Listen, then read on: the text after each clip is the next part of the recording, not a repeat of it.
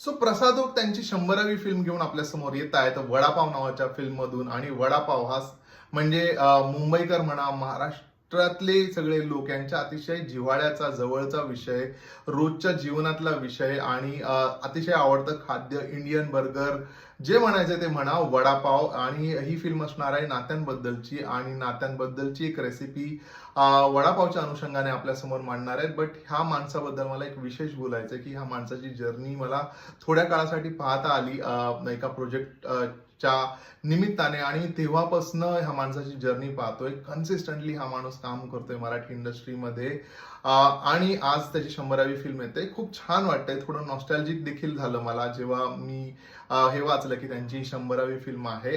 Definitely जर का तुम्ही हा व्हिडिओ पाहत असाल तर प्रसाद ओकापर्यंत हा व्हिडिओ पोहोचवा. आणि ह्या फिल्मसाठी मी खूप शुभेच्छा देतो आणि खूप एक्सायटेड ह्या फिल्मचा ट्रेलर बघण्यासाठी आणि कम्प्लीट फिल्म बघण्यासाठी. सो माझा रिव्ह्यू कसा वाटला मला कॉमेंट करून सांगा. भेटूया पुढच्या रिव्ह्यू मध्ये.